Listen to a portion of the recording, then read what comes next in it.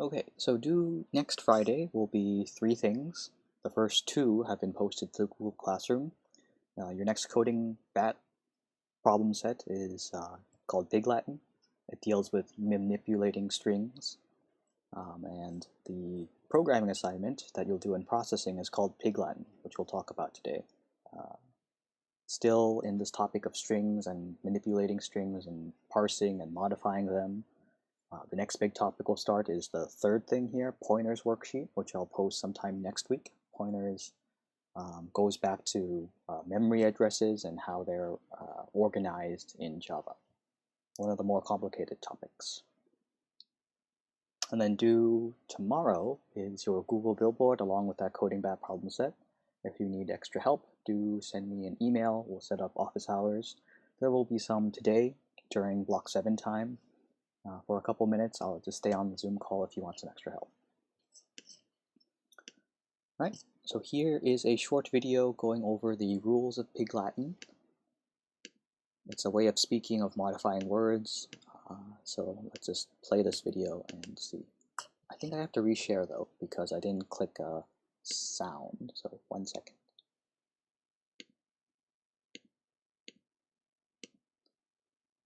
Right.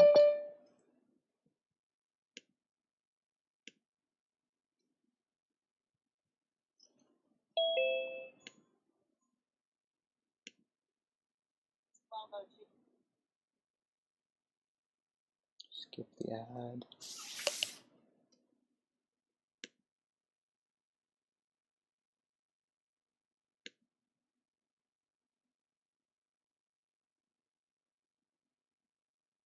Ode otne, agetve ote, ikle, andwe, upscribe say. Now, you may be wondering what on earth I just said, and perhaps even what language I was saying it in. Of course, what I just said was, do not forget to like and subscribe, because you definitely should do that. And I said it in something that is called Pig Latin. Pig Latin is a thing I've always been aware of. I must have heard it a few times in The Simpsons as a kid, and it's stuck since. Urge. Ixnay on the asshole tray. But maybe you didn't watch as much Simpsons as I did, so Pig Latin may not be as known to you. So let's look into Pig Latin, what exactly it is, how it came about, why it has that name, how it works, and of course relate it back to our names. Pig Latin isn't so much a wholly unique language into itself, but more variation on normal English, also known as an argot, with an argot being a specific type of slang spoken by a specific group of people. The specific group of people in this case being kids. It seems that Pig Latin is most popular amongst children as a code way of speaking around grown-ups and other kids. Of course, grown-ups can use it too, and words of Pig Latin have entered English as a whole, most popularly ixnay and amscray, which mean mix and scram. Pig Latin's history isn't too clear to us. While it's believed to have been at its peak of popularity in the 20s and 30s in America, it's thought to be way older than that, outdating even Shakespeare as he referenced the form of Pig Latin in Love's Labour Lost. At this time, it was known as Dog Latin as opposed to Pig Latin. It's believed to maybe have started with monks using it as a word game for fun. Why it's called Pig Latin, however, remains a bit more of a mystery. An article from 1866 refers to it as Hog Latin, and eventually it turned into Pig Latin. My theory behind it is that it sounds kind of like Latin, and the pig part comes from due to the fact that it's something of an ugly, beastly form of Latin, and pigs are often seen as somewhat ugly beasts, though they're actually pretty adorable. Anyway, that's enough about the history of Pig Latin. How does Pig Latin actually work, and how can you transfer your name into Pig Latin? Well, there's a few varieties of Pig Latin. The most popular is the A kind of Pig Latin, where A gets added to the end of words and names, but trust me, it's way more than just adding A to the end. Other letters in names get switched around too, and it all depends on the location of vowels and consonants in the name and what they start with. With the A Pig Latin, there's 3 different ways to generate names, depending on if the name starts with vowels or consonants. So let's start with the best name in the world, that of course being Patrick. My name starts with a consonant followed by a vowel. If the name starts with just one consonant, the consonant goes to the back of the name, with A being added to the very end, becoming Attrick Pen. However, say a name starts with not just one but 2 consonants, aka a consonant cluster, like the name Shannon. Well, in this case, it's both consonants added to the end, with A added to the end too, allowing it to become Anonche. But what if the name starts with a vowel, like Eleanor? Does that starting vowel get added to the end of the word like usual? Well, not in this case. With a name that starts with a vowel, it stays put, and we just add a/way/yay. So Eleanor will become Eleanor A/Eleanor way/Eleanor yay. Even names that start with multiple vowels, like Eugene, get this treatment. Both vowels stay at the start of the name with just the A suffix being added to them. So Eugene becomes Eugene A. So these are the basics of Pig Latin, and while I have obviously focused on just names, it can be used with all words too. So you will know when I say help hey a forze, amen explain where, on where, actually on where, I'm saying help support naming Okay. patron, which you definitely should do. But now that we have this knowledge, I want to know how we can experiment All right. with it. So you got the main idea of Pig Latin. That's pretty much what you're coding up. We'll translate each of these rules into little bits of code. Kind of fun. I'm quite terrible at speaking Pig Latin. So in slide form, these are like the rules that he went over. There's 4 specifically. I think the one that wasn't mentioned was number 3 here, where if a word begins with QU, that's moved to the end, and then you add AY. So question becomes estion quay. I think the other 3 rules were reviewed in the video. Try becomes traye. Away a becomes away, at becomes atway. I think those are consistent with the video. So it depends on that first thing. Is it a vowel? Is it a consonant? Yes. Ode K is how you would say code in Pig Latin. Very good. So, kind of fun, right? If you're interested in this kind of thing, like linguistics may be something you're interested in studying. This is a form of it. Also, like, surprisingly, computational biology, for those interested in biology or the medical field, it's a really popular field nowadays, and a lot of it is string parsing, right? Modifying a bunch of characters. If you think about the human genome or any kind of DNA sequence, it's just a bunch of letters, right? And in order for you to identify patterns within those letters, you have to be able to find patterns within DNA sequences, and it involves many ideas from computer science. So you can blend the 2 fields if you like biology or medical stuff with computer science. And it pays really well too. Generally like bioinformatics. Yeah. Let's see. So when we there's a lot going on, right? How do you break down this program in Pig Latin? First, we have to think about, okay, we know some things about strings, but also we have to kind of break it apart. Notice that we're examining the first character that is there inside the word. So we have to talk about the differences between strings and chars. So we've been working with strings. Those are nice. They're a bunch of characters put together between quotation marks. Strings are actually objects. But we go back to characters, right? Specifically char, C-H-A-R, all lowercase. That thing is a primitive, just like int and double and float. These are built in, and they are exactly 1 letter, digit, punctuation mark, or space. And single quotes are used to store characters versus double quotes for strings. So Mr. Simon's rule of thumb is to use strings unless you have to use characters.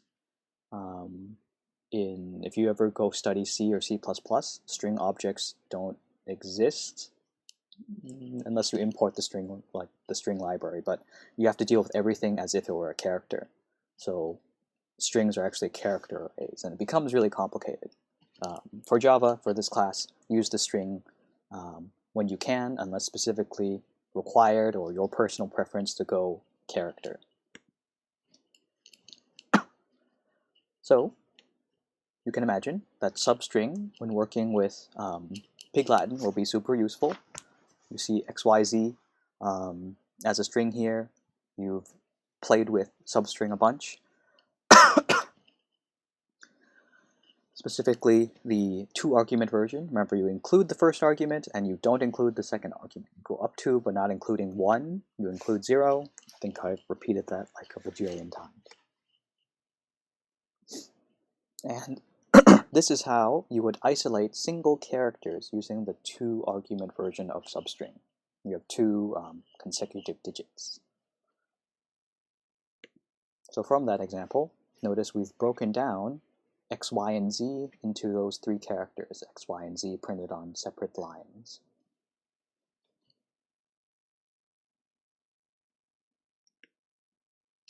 can also do the same thing using character at or char at.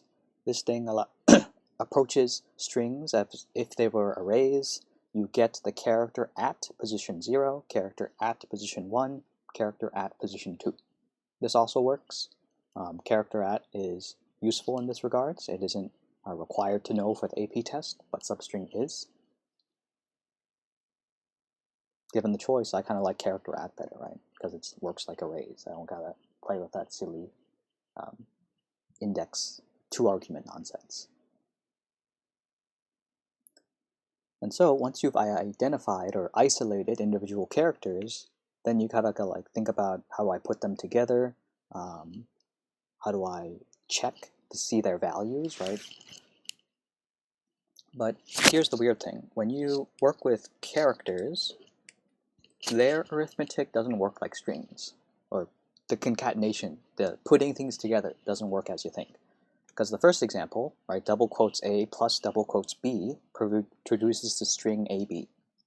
But when you try to add two characters together, you add the character A plus the character B, you get the number 195. What's going on there? The plus sign goes back to look at its ASCII value. So ASCII is one way of organizing all the characters on the keyboard that you're able to type into this big table, and so they're mapped to numerical values. So not what you want to do.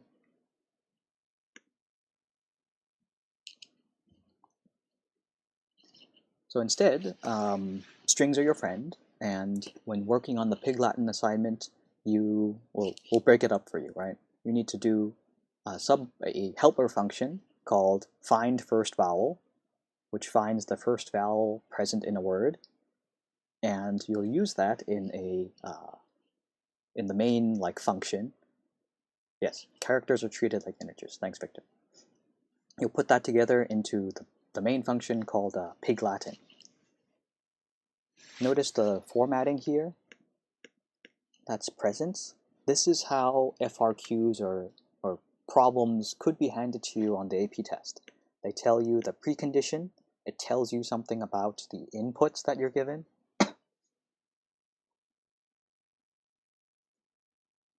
And then the post condition is something special about the return type. What do you tell the user at the end?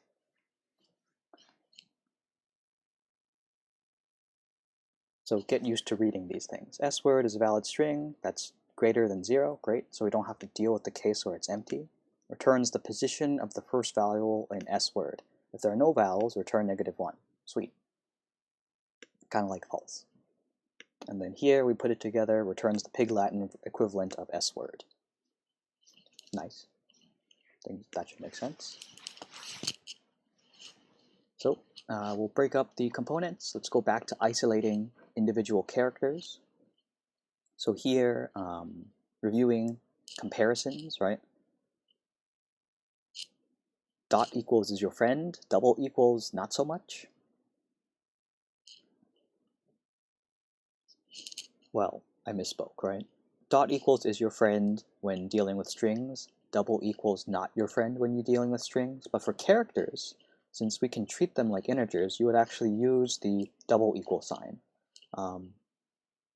It doesn't do anything funny with memory comparisons or looking at locations because characters, again, they're built-in data types, they're primitives, so they double equals when working with characters, individual digits, letters, punctuation marks, or spaces, does work the way you think. So in this example here, notice that 1, that string, the character at position 1 is the letter E. When you double equals with the character E, notice the single quotes, it displays true. Do that same kind of comparison with strings. Notice it's much more wordy. 1.substring at position 1, but not including position 2, isolates that single E character, which is stored as a string. You compare that with double quotes E in dot equals, and you get true. There's kind of two ways to go about it. I kind of like this way. It's shorter for me to type.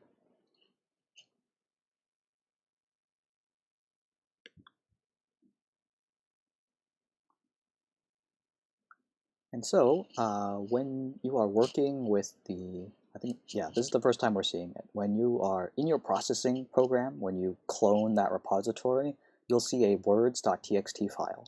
And these are the words that will be tested in your Pig Latin program. And all of these words should address those 4 rules that were mentioned.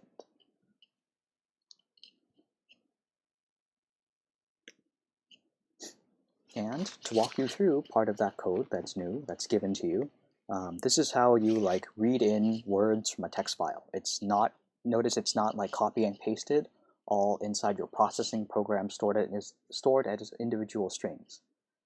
We're reading things in from a separate file, something you'll do in all your computer science classes. In our class, this is the first time we're doing it. So notice here, there is a string array called lines. We borrow and use the help of the load string function from the processing library. The input is this words.txt. We print out the length of lines, which should match what's inside the Word document. There are 8 lines. Lines are denoted with carriage returns, right? And you press the Enter key. And thus, in this short loop, we print out those words to the screen. They should see beast, doe, la la la, all the way up to try.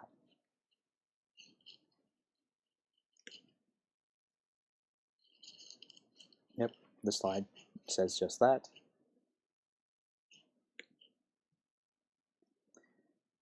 Yep, and so they're stored into your program as an array. You can imagine lines square bracket I is something you'll be inputting into like the find first vowel function.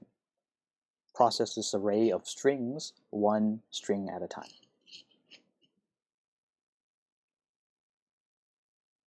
Yeah, so your program pretty much in summary is like doing this. Put line square bracket I into the Pig Latin function, print out that string, or that word in this case.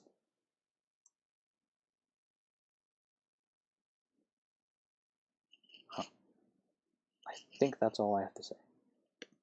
These other slides begin talking about pointers. I guess this one we should talk about.